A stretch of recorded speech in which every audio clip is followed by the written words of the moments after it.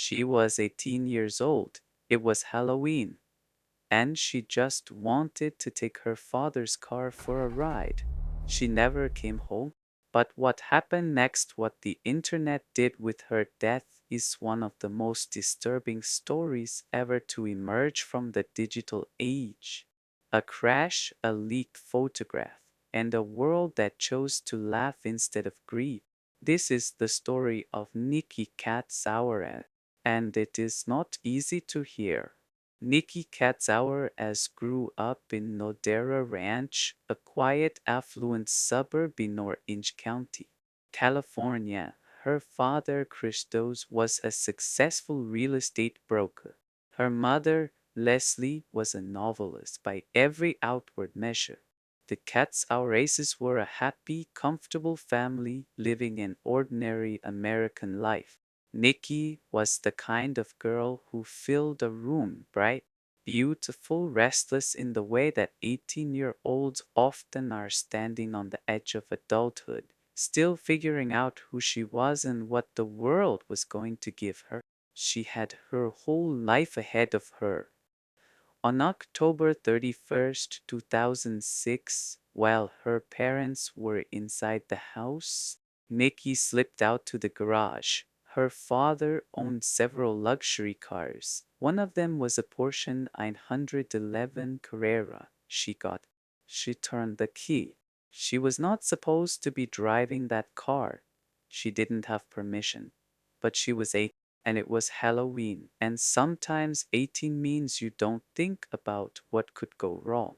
Shortly after leaving the house at a speed that investigators would later describe as reckless, Nikki lost control of the vehicle. The Porsche veered off the 241 toll road near Lake Forest, California, and slammed into a concrete toll booth at over 100 miles an hour.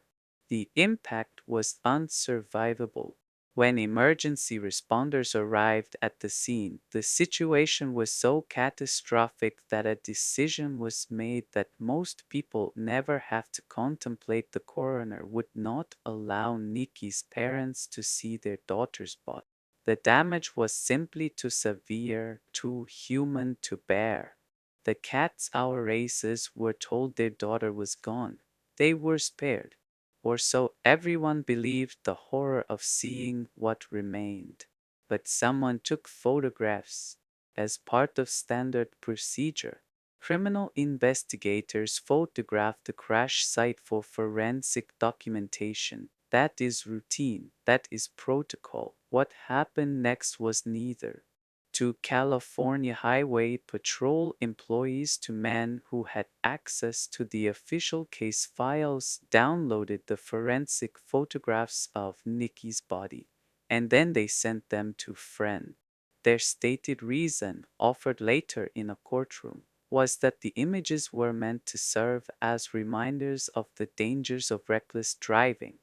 That explanation would ring hollow to anyone who saw what happened next.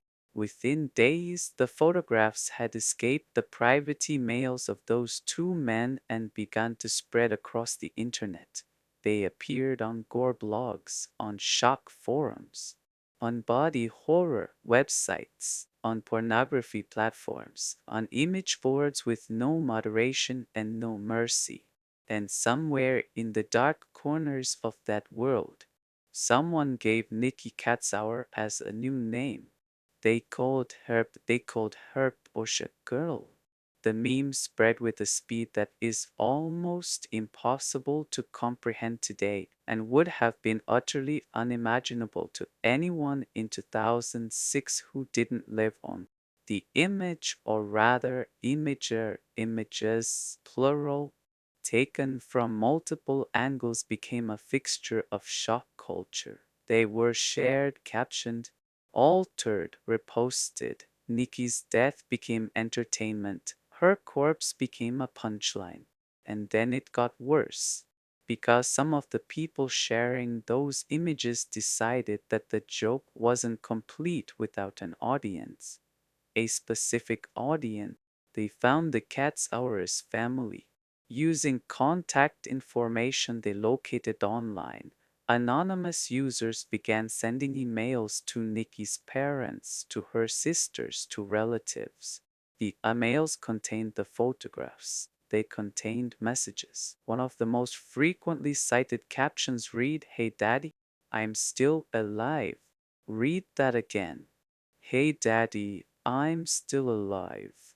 These were not algorithms. These were human beings, people with their own parents and siblings and childhoods, who chose to send a photograph of a dead girl to her grieving father with a caption written as though it came from her. Christos kept receiving those emails as an experience that broke something inside of him permanently. Leslie Katzauer spoke of the way the family had to abandon any hope of moving through grief in a normal way because every time they opened a device, every time they searched the internet for any reason, the possibility of encountering their daughter's mutilated body loomed. The Katzauer Aces made a decision that no family should have to make in the 21st century. They stopped using the internet altogether. In 2016, filmmaker Werner Herzog released a documentary called Lo and Behold Reveries of the Connected World, a meditation on the internet and its effects on human life. He interviewed the Katzauer as family. They appeared on screen, quiet and measured, explaining what they had lost, not just their daughter, but their ability to exist online without fear, to search, to simply be. As of 2020, 16 years after Nikki's death, her photographs were still available online, still findable, still spreading. Let that sink in. Now you might be asking yourself, how does this happen? How does a photograph from a police evidence file end up as a global internet meme, captioned and circulated for the entertainment of strangers? The answer involves something that scholars of digital media call distributed responsibility. Think about the last time you forwarded something online. Maybe it was a news article. Maybe it was a funny video. Maybe it was something darker, a screenshot of someone's embarrassing moment, a leak, something that made you laugh before you thought too hard about where it came from. When we act online, we rarely feel like individuals making consequential choices. We feel like particles in a stream. One click among billions. What does it matter if one person out of millions shares an image? What does any single action matter in a network that vast? This is the psychology of distributed responsibility, the sense that in a crowd large enough, individual accountability. No single person leaked Nikki's photos. No single person made them viral.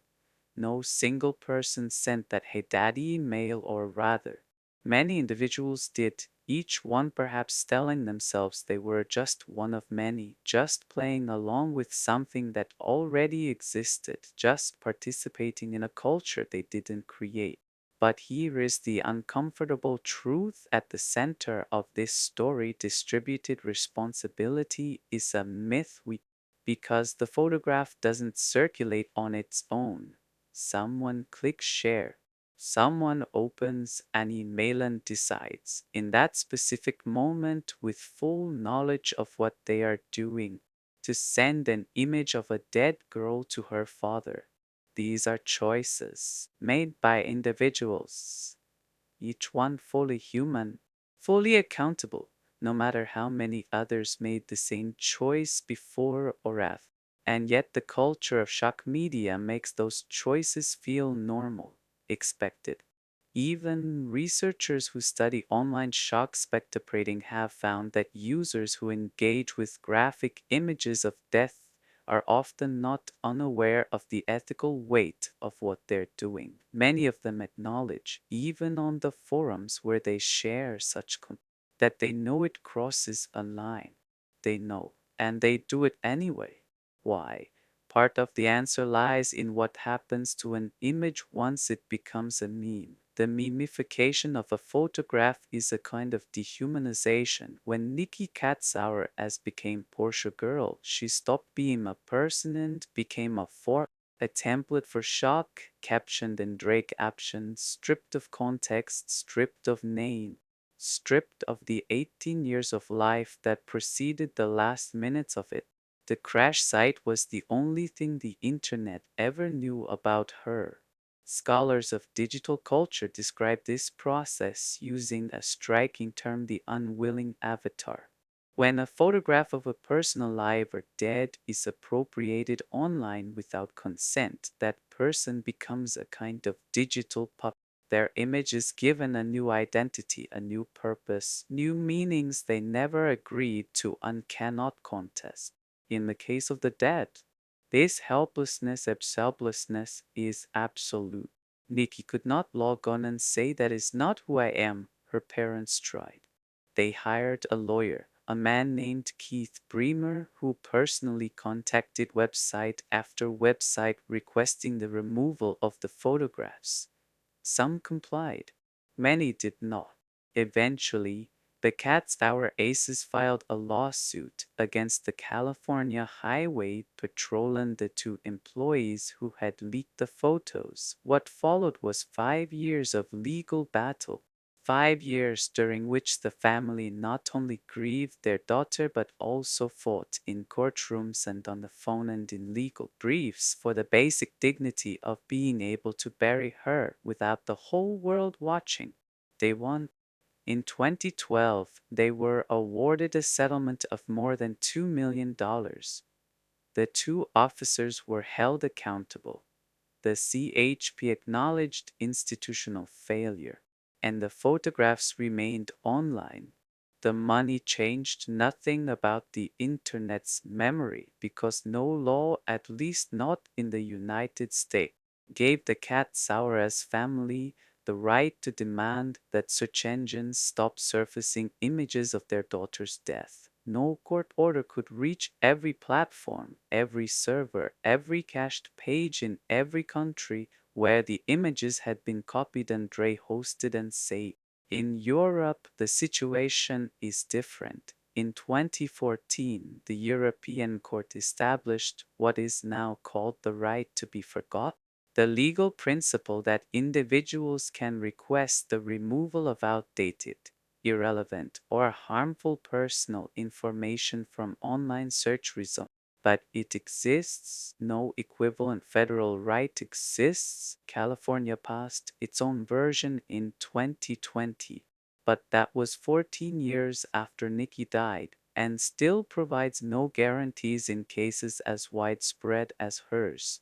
Jeffrey Toobin, writing about the case for The New Yorker, put it plainly: in American law, freedom of speech generally trumps the right to privacy, which means that a photograph of a dead girl, leaked by a government employee, captioned by anonymous strangers, and sent to her father as a joke, is a joke. In a legal sense, something very close to protected expression. The internet does not forget, at least in America, does not yet compel it. What does it mean that we built a world like this? A world where a family can win in court, can receive justice by every traditional measure, and still be unable to protect the image of their daughter from being used as entertainment for strangers indefinitely. What does it mean that we share things without asking where they came from? That we click without wondering who is on the other side of what we're looking at? There is a concept in philosophy called gravability, the question of whose lives are treated as worthy of mourning, whose deaths are recognized as losses. Judith Butler, who developed this idea, argued that not all lives are considered equally grievable. Some deaths inspire vigils and #X in policy change. Others become. Nikki Katzauer as was 18. She was a girl. She made a reckless choice on a Halloween afternoon, the kind of choice that teenagers have made since they were The kind of choice that most people survived. She died for it, and then she was mocked for it, and the mockery has outlasted the grief by 16 years and counting. There is something important in asking why her. Why did her death become fodder when so many others don't? Researchers who study this pattern note that online harassment and mimification disproportionately target women, girls, and marginalized groups. The body that becomes a joke is rarely the body that holds power. The image that gets captioned is rarely the image of someone the internet has decided to respect. Nikki was not, and she died in a way that some corners of the internet chose to read as comeuppance, reckless driving, a rich girl, her father's Porsche, as though any of that justified what followed. It did not. Nothing justifies what followed. In 2015, a broadcast journalist named Dallison Parker was shot and killed on live television in Virginia. Her father, Andy Park, spent years trying to get footage of her murder removed from the internet. He eventually, in what he himself called an act of desperation, minted the footage as an NFT, a non-fungible token, in order to claim legal ownership of the digital file. It was a stunning, heartbreaking innovation. A father using cutting-edge technology not to build something but to try to bury it.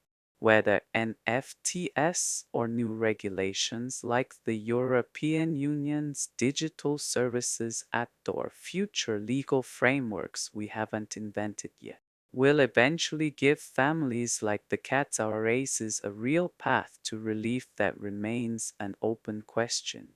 What is not open to question is the tools we use to connect with one another are also tools we use to harm one another. And the distance that technology places between us and the consequences of our actions does not reduce those consequences. It only hides them from us. Nikki Katzauer as wanted to take a drive on Halloween. She was a girl with a life in front of her, a family who loved her, and a future she never got to.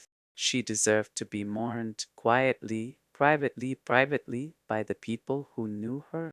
She deserved to have her death treated as what it was, a tragedy. Instead, her name became a search term. And somewhere, even now, the image is still out there, still being found, still being shared. The question this story leaves us with is not a comfortable one. It is not about Nikki, who can no longer answer it. It is about is not. Every time we encounter something online, an image, a video, a screenshot of someone's worst moment, we make a choice to look, to forward, to caption, or to stop. To remember that on the other side of every image is a person, or a father sitting at a computer bracing himself for what might be on the other side of the next email. We built the end, we use it every day, and in some small, distributed, invisible way, we are all responsible for what it becomes. The question is whether we are willing to act like it